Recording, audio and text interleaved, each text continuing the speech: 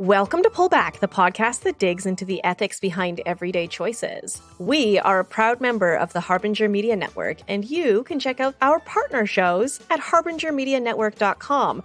I actually just started listening to Kino Lefter, which is like a left-wing take on popular new movies, and I don't agree with their takes on, like, they really like movies that I really didn't like, and they really don't like movies that I do like, but I am into it. I'm here for it. I'm listening, and I recommend if anyone wants to check out a particular show this week. Kino Lefter, a big fan, even though, again, we disagree on every movie. Like, they loved Matrix Resurrections, and I was, like, not the most impressed with it, but now I kind of want to rewatch no it. spoilers. I haven't seen it. I know we're past the spoiler window on that one, but I'm excited to hear their take on the Batman because I think I'm the only person on the planet that didn't like it, but that's not what our show is about. I'm Kyla Hewson. I'm here with Kristen Pugh. And today we're talking about avocados, which is... I was going to do a Batman voice just there, just so you know. Oh no, do you want to do it now? Yeah, why not? I am Kristen.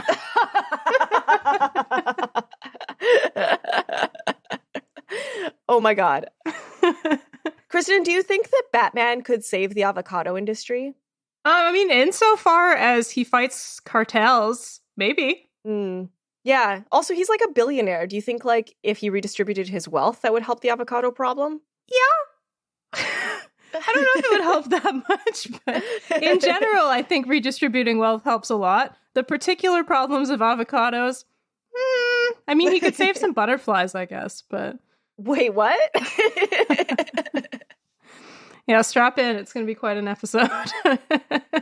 Cool. All right. I am here. I am here for this.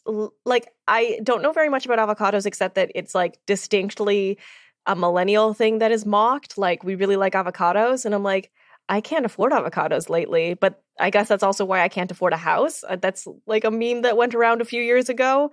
Oh man, this, like, yeah, if there's a symbol of the millennial lifestyle, I feel like it's the avocado. Yeah, have you ever had avocado hand? What? Oh, yes. I have not, but that's when you're like, is that like when you're trying to get the seed out of an avocado and you slice your hand? Yeah. Oh. Yeah, I've done that. I had to get stitches. There are dozens of us. Dozens of us. No, but since I got avocado hand, I learned that you can actually just like pop the seed out from the back, and so you don't even need a knife. So I feel doubly stupid now. That's what this whole episode is about, is how avocados have wronged us individually.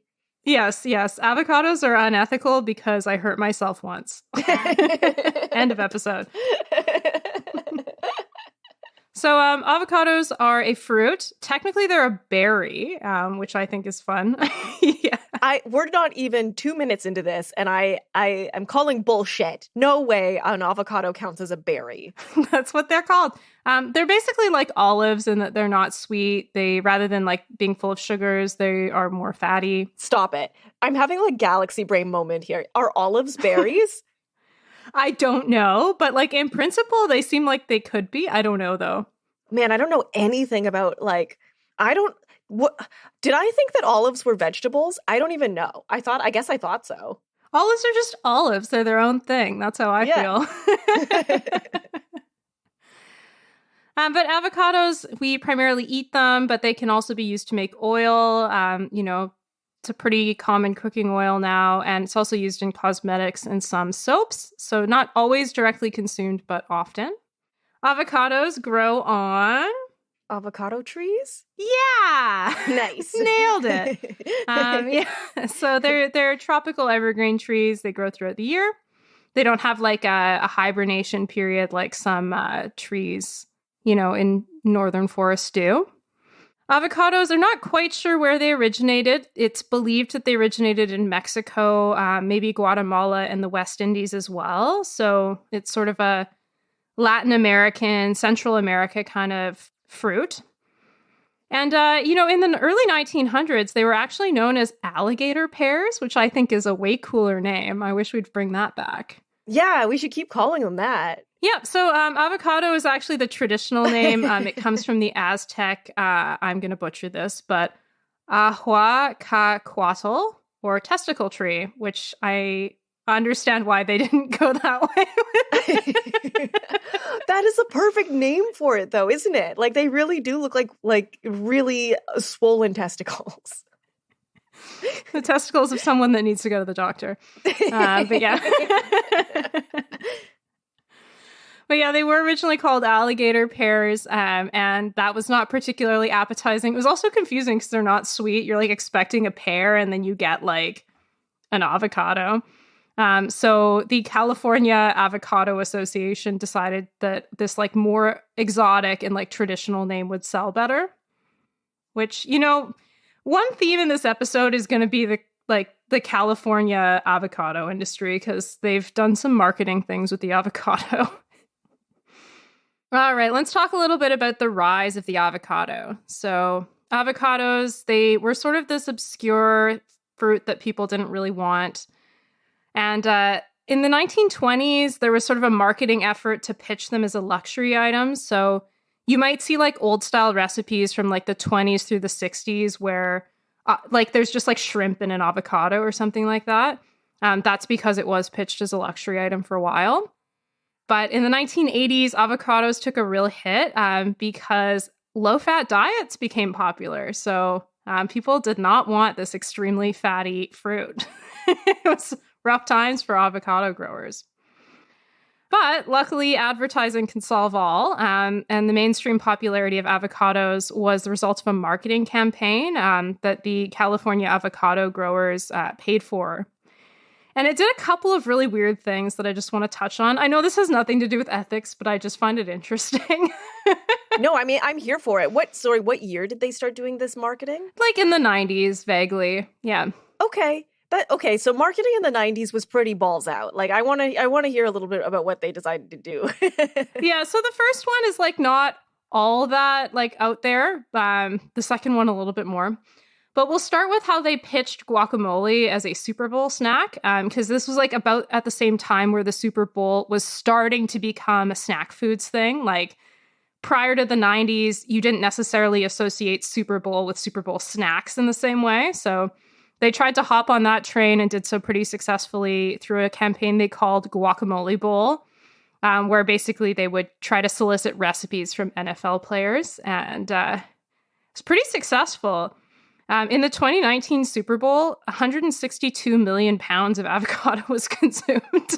That's Whoa. Like, it's a full 7% of annual avocado consumption, just the Super Bowl. Avocado bowl, I feel like there's like a punnier sort of mark. Like, that just feels lazy, you know? Avocado bowl. If listeners could like tweet at us at Pullback Podcast with what you think would be a better marketing campaign than just avocado bowl, I feel like that's lazy. But it worked, so I guess who am I to judge? Okay. The next marketing campaign by Big Avocado was called Searching for Mrs. Ripe. Can you guess what that might have been? Was it like a commercial where men were squeezing avocados that a woman was holding up to her breasts? No, but honestly, I think that's like less creepy than what this was. What? So they had this cartoon avocado character that they called Mr. Ripe Guy. And they had this whole campaign around finding him like a girlfriend. And it was Searching for Mrs. Ripe, which I think is a really cute campaign if you're like marketing other cartoonized like foods. But it's the 90s, so instead it was just like this creepy beauty pageant where like the winner was crowned the wife of this weird cartoon avocado. But was it real women competing? Yeah. Wait, what? Yeah. Fucking go off, 90s. Like, what were you doing? Was this who hosted this? Where was it advertised? Did people watch this on TV, or like, I don't understand the like. Yeah, I don't know. I do not have more details than just that. And honestly, that took a little bit of digging. But if other people know about Searching for Mrs. Ripe or Mr. Ripe Guy, which I think is a pretty cool name for a cartoon avocado, to be honest, but Let us know, because it's fucking weird. I don't know. How strange. Okay. So that happened. The 90s were fairly successful in popularizing the avocado, but avocados didn't really get their heyday until like the 2010s, when avocados became known as a superfood. And as you mentioned, the avocado toast became a weird trend. I have a fun piece of trivia about avocado toast for you, if you'd like. Okay, I'm here for it. Avocado toast is believed to have first appeared on a menu in 1993. I'm curious as to whether you can guess the country where that happened. I mean, the fact that you're asking me to guess tells me that it's probably a weird country. So, like, not Mexico, not the... Is it Canada? It's not Canada. Think of, like, countries that like to put weird shit on toast. Is it France? No, but great guess. It's Australia. Oh, of course. That was my next guess. Has anybody ever... Okay, listeners who know what fairy bread is will understand why I should have guessed Australia right away. And listeners who don't, you're better off. You're better off not knowing. It's not just like... Is that the Dutch thing where you put, like, butter and then sprinkles on bread? Or is it different? Is that Dutch? I thought that was just Australian. Oh, so they ripped it off of the Dutch. Great. It's not even an original gross thing. Australia. You should be ashamed. That's all right. Vegemite crushes all in terms of weird stuff to put on toast, so. The once and forever champions of weird shit on toast. And so obviously, avocado toast became this huge thing associated with millennials. In 2013, it became got a big boost when Gwyneth Paltrow put it in her cookbook. Avocados, they've grown quite a lot over that period. Between 2010 and 2019, the avocado market in Canada increased by 240%. So in 9 years? Yeah. And it had already been going up since the 90s. Like, think about that. They're a healthy fat, though, right? Like, they're pretty good for you. I don't know. There's some vitamins in there. Yeah. I mean, it makes sense that, like, as the popularity of, like, vegetarianism has risen, then so has the popularity of, like, fat replacements. But I don't know. Maybe it also has to do with, like, crazy marketing and cartels. Like, almost certainly the crazy marketing thing. Because it really seems like Big Avocado has put a lot of money towards that. But here we are. Oh, one thing I wanted to mention before we move on to, like, ethics and whatever our podcast is actually about. So, like, there's that whole thing about, like, millennials not being able to buy a house because of avocado toast. You can actually we'll link to it in the show notes. There's a house deposit avocado toast calculator. So you can find out, like, how many millions of avocado toasts you'd have to buy. You'd have to stop buying in order to get a house. Nice. I like that somebody cheekily did that. Housing, super cool, not a crisis at all. All right, where are avocados grown? Sort of one of the first things that I wanted to know anyway. So avocados grow best in humid tropical weather with well-draining soil. So they're not something you could grow in Canada. They're something that you can only grow in a few places in the United States. So, like, California and Florida are the big avocado states. But avocados are mostly grown in Central America.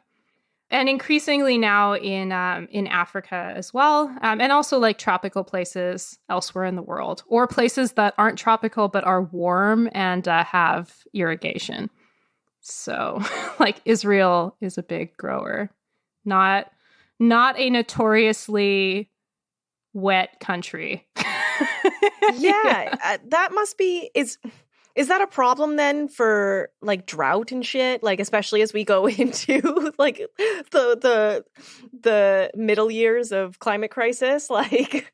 Yeah, it's not great. We'll talk about that more later, but yeah, the short answer is no. It's not great. Oh no. So the big producer of avocados is Mexico. Mexico produces about 80% of the U.S. avocado supply and 95% of avocados in Canada. So I'm going to focus a lot on Mexico today just because we are a Canadian podcast. And if you're getting avocados in Canada, you're probably getting Mexican avocados. So I'm sorry, European or, Australian or whatever other country people are listening, whatever other places people are listening from. You might be getting your avocados somewhere else, but Mexico is the world's biggest producer. So I think it's probably okay to focus on them. Well, especially since I think they have the most interesting relationship with avocados. Yeah, it is pretty fascinating. And just to preview that, so most of the Mexican avocados come from one particular region or state in Mexico called Michoacan, which is a state that's on the southwest coast of Mexico near Jalisco. So we'll talk more about Michoacan in this episode. But it's not just Mexico that grows avocados. The next biggest producers are Colombia, the Dominican Republic, Peru, Indonesia, Kenya, and Brazil. So you can see there's a bit of a range there. And avocado production in particular is growing pretty quickly in African countries because it's a cash crop. So, if you're looking to make profits, avocados are a good crop to grow. There also are some avocados grown in the States. They're mostly in California if they're grown there. California used to be like a bigger producer relative to the whole market, but it sort of decreased after NAFTA was passed, the North America Free Trade Agreement, because it ended like a ban that had started in 1914 on Mexican avocados. So for most of the 20th century, Mexican avocados were not allowed to be imported into the US, which is just like a pest-related thing. And when NAFTA was passed, that went out the window. And so now you have like most of the avocados that Americans consume coming from Mexico. And notably, the only state right now that is allowed to send avocados to the US is Michoacan. So there are other states that produce avocados, but most of them aren't able to export to the States. All right. My next subtitle says, let's talk about Haas avocados. Have you ever eaten a Haas avocado? Do you know? Have you ever looked at like avocado types? I mean, maybe. Do they look significantly different than regular avocados? They are regular avocados. Haas avocados are the most common kind of avocado that people eat now. There are a lot of different kinds of avocado. You've probably eaten Haas avocados if you've not sort of really looked, but Haas avocados are sort of smaller. They've got thicker, bumpier skin. You can get avocados that are bigger, that are like smoother skin, that will stay green. Like they do look a little bit different. I think there's even some that are like more purpley. But for the most part, like 97% of avocados sold in the US today are Haas avocados. And that's for a couple of reasons. One is it's smaller, so it's easier for people to eat before they go bad. People like that. The tough skin makes it easy to transport. They damage less easily.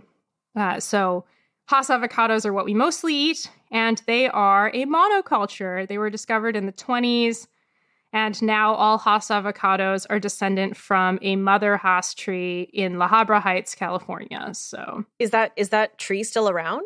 I don't know. Like, how long do avocado trees live, Yeah, I didn't look that up, but I don't know. They can grow up to 60 feet tall, so... Oh, damn. Presumably a little while, but I don't know. Yeah. That sounds like almost like a dangerous... Like, I'm sure you're going to talk about this, but, like, avocados falling from 60 feet high, that cannot be, like, good for people. You know what I mean? Yeah, I didn't think about the hazard of avocados falling, but I did make sure to look at how people harvested avocados so we didn't run into like a palm oil issue where I thought people climbed the trees and it was like, no, no, they use poles. You're fine. Anyway. Yeah, I was just about to say, like, I don't think we've covered a monocrop before, but now I'm like, oh yeah, palm oil. Yeah, also coffee, but... Oh yeah. And tea.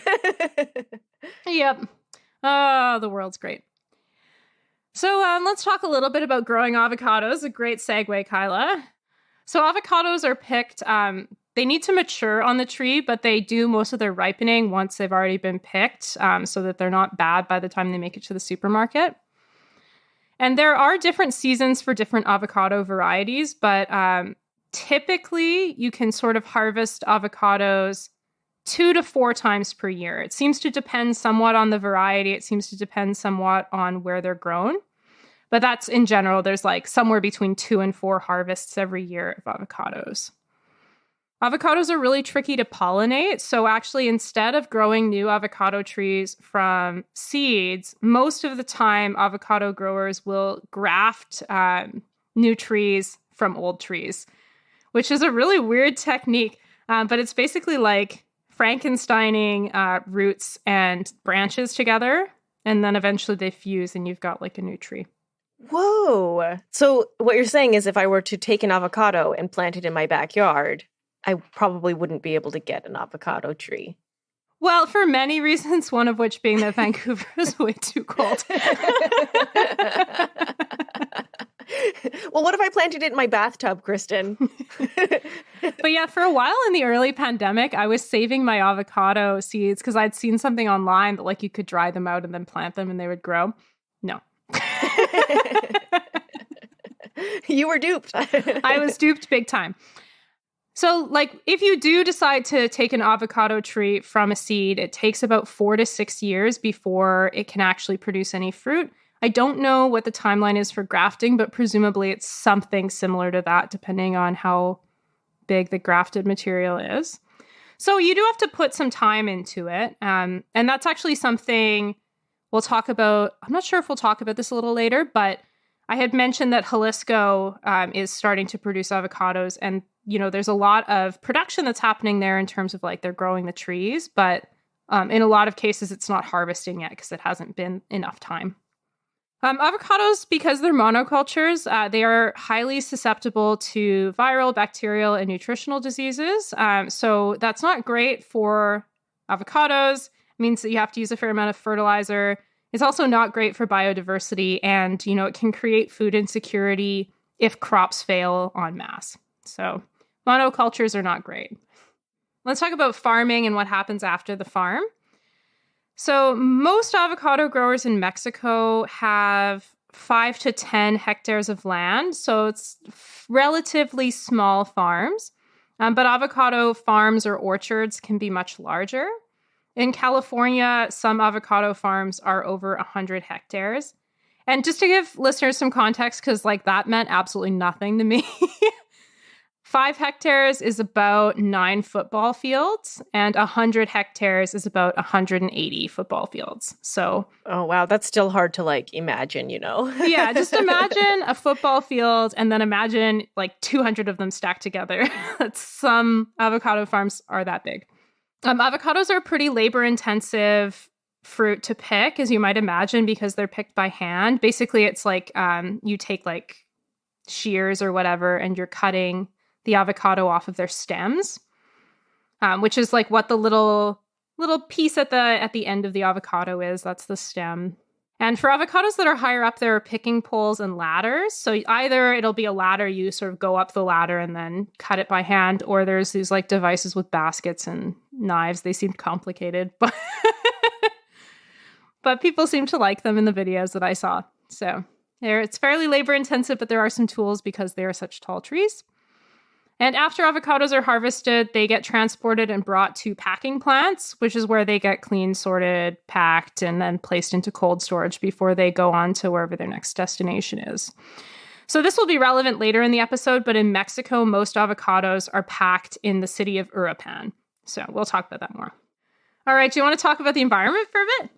Yeah, I imagine it will be similar to like the palm oil industry in that a monocrop that needs like, you know, tens of hundreds of hectares to grow can't be very good for biodiversity. Yes, I actually decided not to talk too much about monoculture for this episode because I think we should just do an episode on why monocropping is bad. So I'm not going to talk too much about it, but yes, it is bad for biodiversity in general. You know, it's bad. But let's talk about, I'm going to talk about greenhouse gas emissions. I'm going to talk about water use, and I'm going to talk about deforestation a little bit. Those will be the themes that I'll hit on this. Yeah, I bet avocados are really thirsty. They're fat boys. Yeah. So yes, they're also fairly emissions intensive. So according to one calculation, the overall emissions footprint of an avocado is about 423 grams of carbon dioxide. So just to give you some context, that is fairly substantial for a plant-based food. If you compare that with a large cappuccino with dairy milk, it's, twice as much almost. So a large cappuccino with dairy milk is 235 grams of carbon dioxide. That's fairly unusual for a plant-based food. That's not like a nut. Usually anything that has milk in it is just going to dwarf a plant-based food, but avocados do have a fairly high emissions footprint. And you'll often see articles online that are like, look at all these emissions of an avocado compared to like a tomato or a banana. But I do want to put it in context just a little bit. So I think I had mentioned 423 grams of carbon dioxide for an avocado. If you take that same calculation for a kilogram of beef, it is 60,000 grams of carbon dioxide. And for poultry, it's 6,000. So just to put that in context a bit, a kilogram of beef is about 142 times as emissions intensive as an avocado to grow.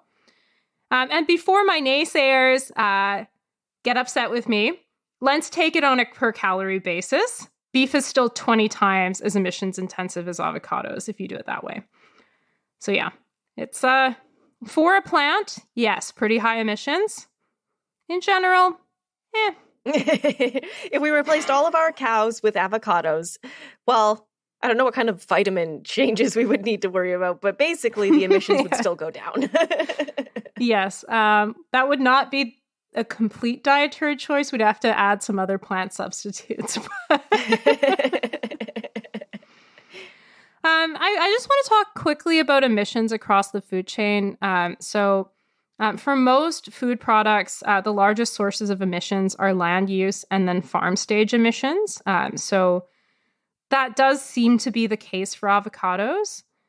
So although you should look at things like transportation and packaging, the environmental impact of processing, transport, retail, and packaging is actually typically pretty low. The biggest impact that you should focus on is land use and what happens actually on the farm themselves, because that's where most of the emissions are coming from. And that's maybe a good segue to talk a little bit about water use. So yes, avocados are thirsty boys. It's a water-intensive crop. It takes approximately 70 liters of water to grow an avocado, which is already a lot. Just for context, it takes it's like 12 times more water to produce an avocado than to grow a tomato. So, and tomatoes are full of water. That's like... and it depends as well on the region that you're growing it in and how you're growing it. So for some regions that take an especially large amount of water to grow, it can be as much as 320 liters per avocado. Whoa. Is that like in Israel? That was for Chile, but and it's just some regions of Chile, but yeah, so it really depends, but typically it's about 70 liters of water, which is still a lot. Approximately 9.5 billion liters of water are used every day to produce an avocado, which is 3,800 Olympic-sized swimming pools. That also doesn't really mean anything to me, but like I'm imagining a bunch of swimming pools all pushed together. That's a lot of water. Is that to produce like all of the avocados that get consumed, or? That's all the avocados that are produced every day. Okay. Yeah. Yeah, and the other thing that like I think is important to think about when you're talking about water use in avocados is like when you're producing an avocado plantation, oftentimes you're converting a forest. And it's notable that an avocado orchard consumes about 1.6 times as much water as a forest. So, you're converting something that's using a lot less water to something that's going to be more water intensive. Yeah, and less of that biodiversity. So like... Yes. Like I think in Australia, I was there for a year, and in order to get your second year visa, you're supposed to go do some farm work for 3 months. And I never really did it, but I did look into it a little bit. And one person was like, oh yeah, I did avocado farming for a while, but the spiders on the avocados are huge. And I was like, well, don't know if I want to do any farm work now. It's just like, oh, is the only thing that can live in an avocado orchard giant spiders? Because like... And they're Australian spiders too. Ugh. Yeah. They'll kill you. Oh, man. Australia is a lovely country. I feel like I'm dumping on them today.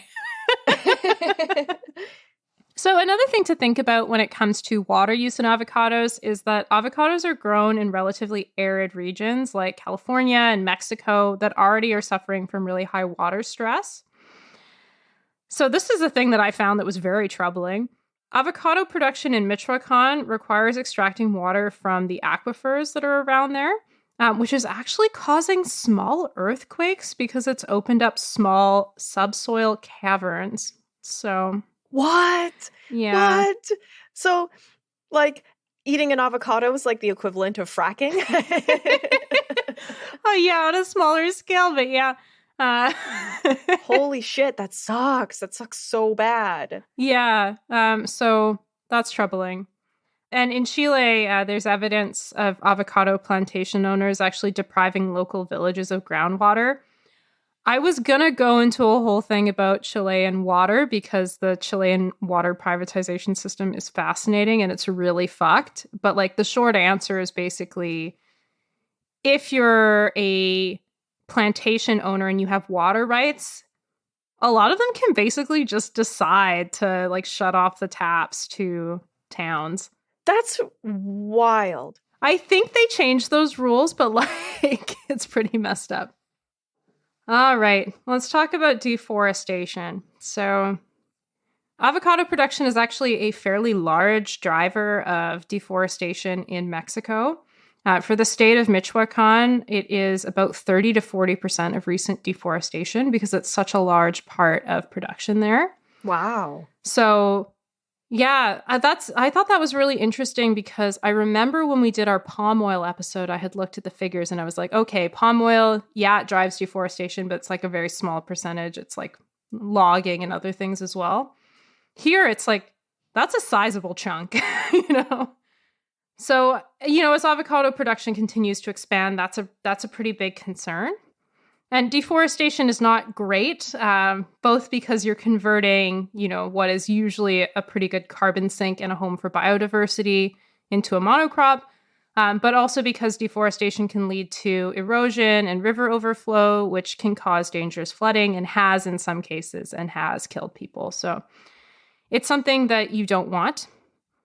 And as well, in particular for the Mexican case, land clearing for avocado production has contributed to the destruction of butterfly habitats, and that's very sad.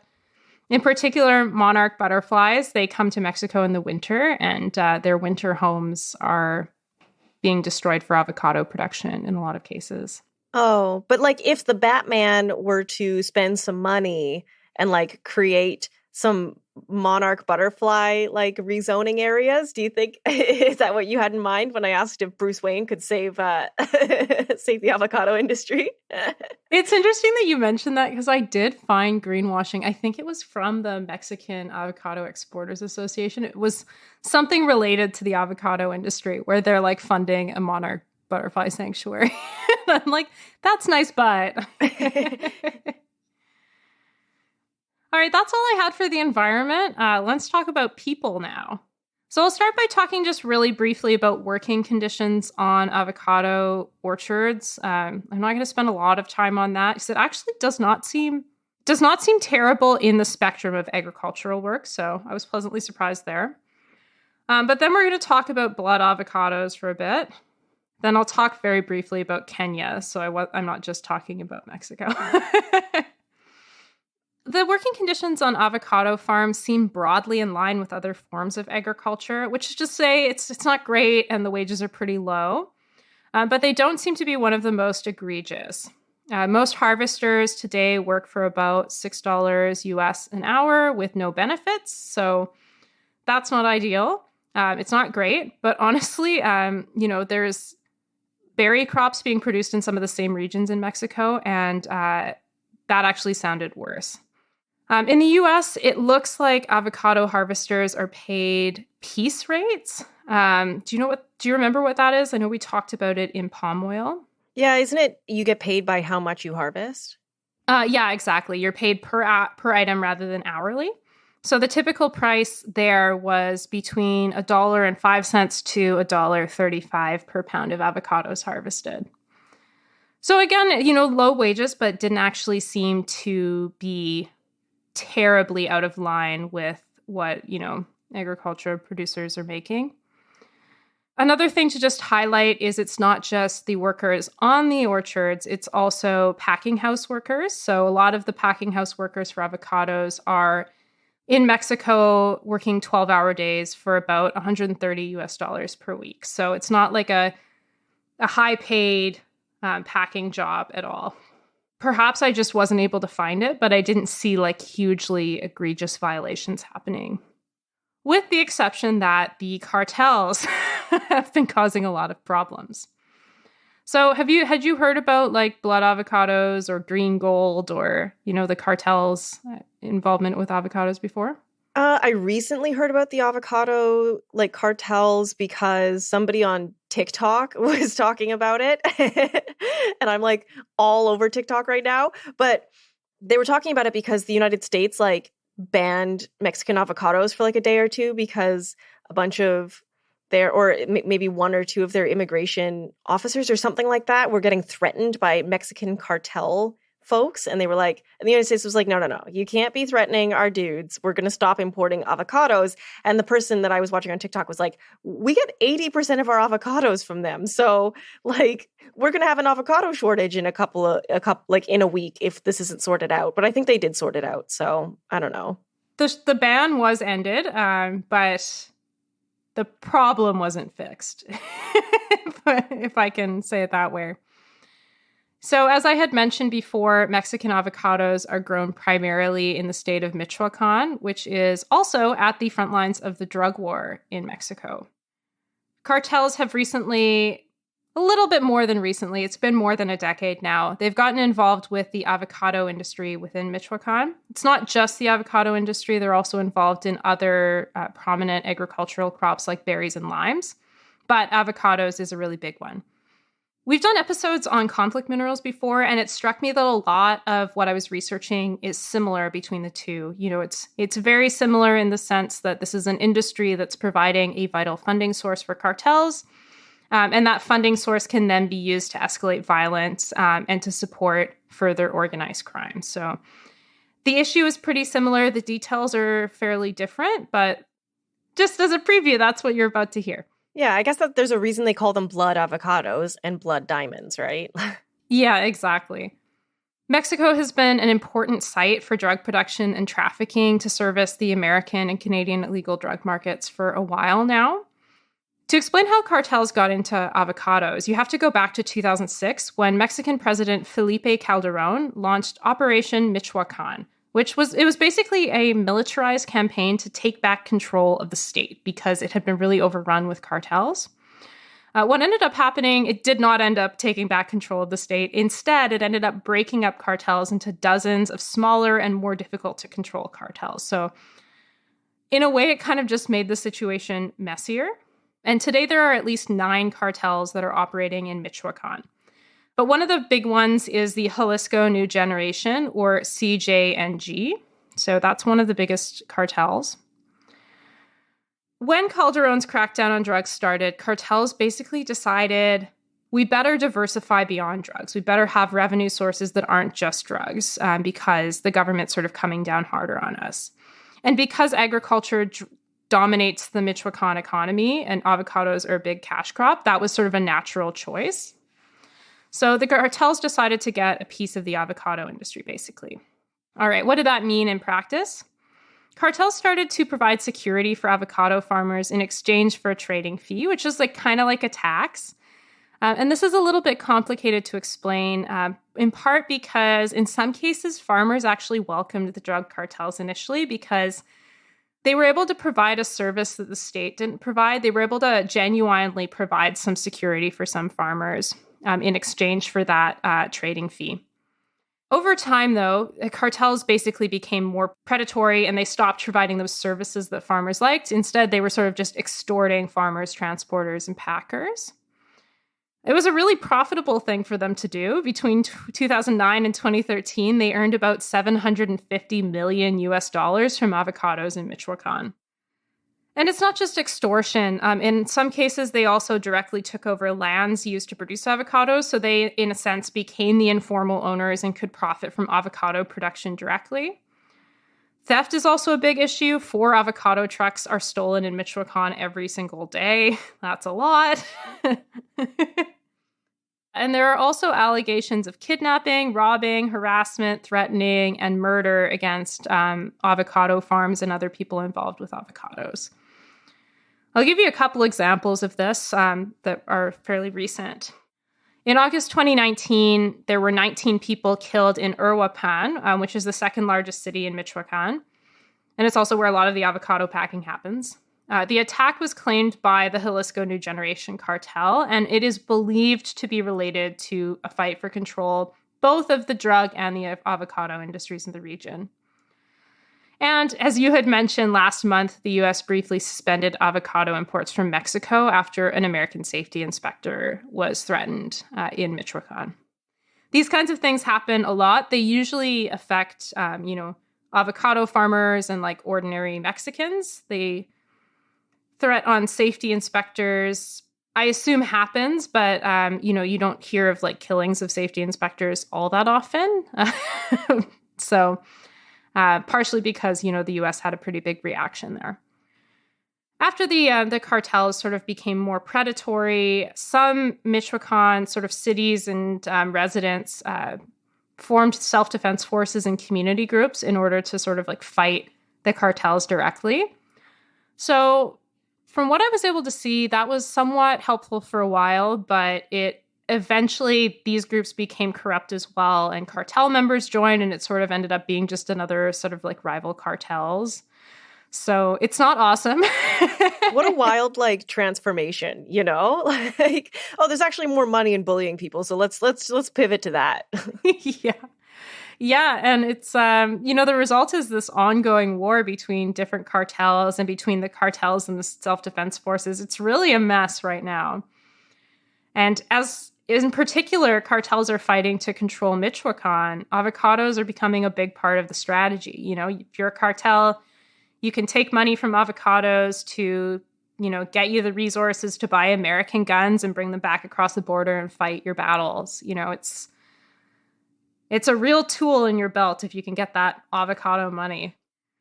Some farmers, instead of joining the self-defense forces, like some of them will just sort of accept the fees or whatever and they'll pay them. Some of them have abandoned their fields to avoid dealing with cartels. There's a range of strategies that different farmers have taken, but it's a real sort of impact on their lives.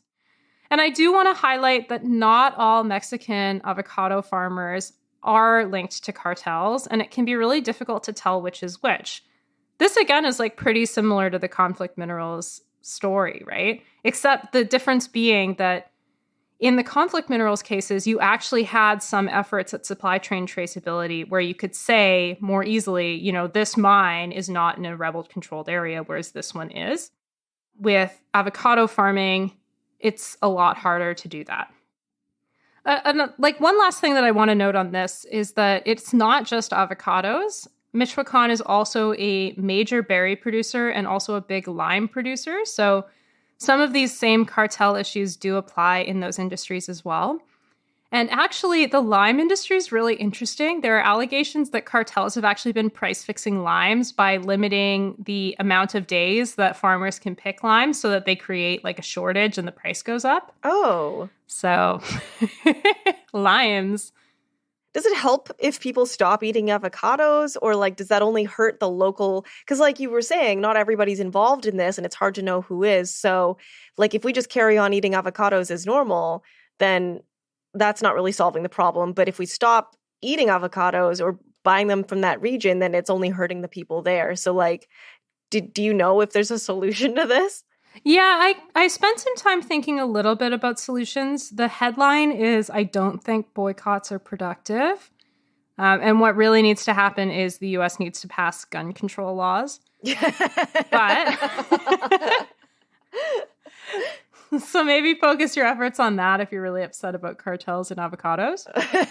But I just very quickly want to highlight as well that it's not just Mexico where there are issues. I'm sure like if I had spent more time digging into all of the countries that produce avocados, I would have found things there as well.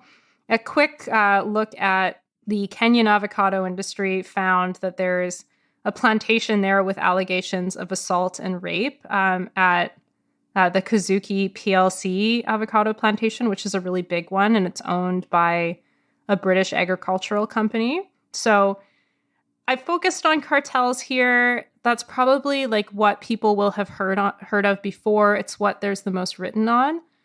And like cartels are different in a certain sense, but it's not like other areas are really, perfect either. If you just bought avocados from a different country, it wouldn't necessarily solve the problem. So what do you do about blood avocados? Unlike conflict minerals, there aren't really clear alternatives available. You can't find like a conflict-free avocado label out there. But it is, as you mentioned, Kyla, a similar problem where you don't really want to hurt the avocado farmers in Mexico, who are the ones that are most harmed by the cartels, because that's really who would be hurt the most. Cartels will just move on to the next cash crop. So for that reason, I really don't think a boycott is the solution. In terms of other actions, politically, you can, if you're an American for sure, write your congressman telling them you want stricter gun control laws, or more support to the Mexican government, or I don't know what the solution is, but I think you have to solve the cartel problem. Decriminalization of drugs, maybe, I don't know. But there are some actions you can take as a consumer. My first tip would be don't waste avocados. Food waste in general is bad, but it's especially bad for avocados because they have a really high emissions footprint as far as plant-based foods go. And they're a really easy one to accidentally waste. I don't know how many times I've had an avocado and I'm waiting for it to ripen and then I miss the day and then I'm like, oh, this is no good now, Yes, yeah. So, one suggestion is buy a small amount of avocados, buy them when they're a couple days from being ripe so you've got some leeway. If you're storing them, make sure that any parts without the skin on it are covered. I like to use a beeswax wrap for it, and I think it works pretty well. You can also store avocados in the fridge when they reach the ripeness that you want. It does change the flavor a little bit, but personally, it has never bothered me. And you can also freeze avocados if you don't think that you'll be able to eat them in time. It can be really good if you want to put avocados in a smoothie or something. If you freeze them in little chunks, that's super easy. That's a really good idea. That's a great solution. I don't use my freezer enough when it comes to fresh food. Yeah, it can be a really great solution. You can also buy fair trade avocados. So as a reminder, we've talked about fair trade on the podcast before, but it is basically a label that tries to ensure that there's a fair price paid for farmers. So in the Mexican avocado context, fair trade applies to smallholder avocado farmers. It ensures that there's a price minimum that those farmers are paid, and it also ensures that they're paid a fair trade premium, which then they can put into either community or business investments. So it's a way to, make sure they can get the equipment they need, or if there's some community infrastructure that needs to get built or something like that, the fair trade premium can go to that. It's not the same as a cartel-free label, but there is a fairly sizable worker co-op called Pregor that's involved with fair trade in Mexico. And they produce not only fair trade, but also organic avocados. So that can be a solution. Just a note, though, organic avocados, organic is great, but it's not a catch-all. It only deals with pesticide and herbicide use. So if you're looking for labeled avocados, fair trade is probably the one to go for. It may not be available in your supermarket. Check out a few supermarkets to see.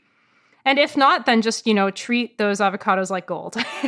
Don't waste them. This one's kind of a bummer because, the solution isn't even related to the problem at all. It's gun control, I know, yeah. Decriminalization of illicit substances. And it's goddamn, avocados have nothing to do with that. They're just caught in the middle. Yeah, I know. I feel I don't know. We always try on the podcast not to just be boycott this thing as a knee-jerk reaction. We try to think about the broader context, but it's a real bummer that there's not something more practical we can suggest here. Yeah.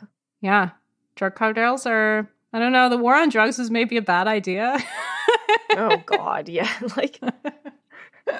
You know, when we were coming into this episode, I knew that there was problems with avocados, but I didn't think that the solutions you were going to pitch to me were gun control and decriminalization of drugs. So, like... Okay, I didn't say this because it didn't really flow with what I was saying, but there was a study in 2013 in San Diego that found nearly half of all gun stores in the United States would go out of business if it weren't for the sales boost provided by the drug war in Mexico. Oh my God. It's really God. Just like gun control, like for God's sake, like you don't even need to take away all of the guns. Like just don't make it a free for all where you can buy them at Walmart, you know, for God's sake. Yeah. If I am going to suggest boycotting anything in this episode, it's guns. I second that one. I mean, we haven't really talked about guns on the podcast before, actually. Like, this might be the first time we've talked about guns, really. Yeah, it could be. Yeah, I didn't even think about that. Like, we have not really talked about guns. I mean, in Canada, it's not like they're non-existent. Yeah, there's a lot of shootings in Toronto. Yeah, but when you think of, like, gun control, you always think of the United States. So it hadn't even occurred to me that we hadn't really addressed it. But, of course, with avocados, now it's coming up to the forefront. And cross that off the list. Oh my God. Okay, well, I guess I came into this expecting one thing, and you still managed to surprise me, Kristen. So, you know, it's nice to be surprised, I guess, continually after 2 years. So, like, great job. If listeners want to add us for anything about this, you want to tell us more about the Mr. Ripe, which I would love to know more about, you can get us on Twitter at Pullback Podcast. We are part of the Harbinger Media Network, so if you like today's episode, you can check out the Harbinger Media Network at harbingermedianetwork.com to find more shows that are just as uplifting, maybe a little bit more uplifting than us, including my new favorite that I've been listening to, which is Kino Lefter, a left-wing take on popular movies. And again, their taste in movies is not the same as mine. I wouldn't go so far as to say bad because I'm a nice person, but I think one of their hosts was like, "Oh, my favorite film franchise is James Bond," and I was like, "Oh, we are very different people." But I really, really like their takes and like very intelligent, like breakdowns of movies in a way that is fresh. Honestly, it's nice to have like a podcast that I can listen to that's like new movies, because normally I listen to the Bechdel cast and they just talk about like older stuff. So everyone can check out Kino Lefter, and we'll catch you on the next episode.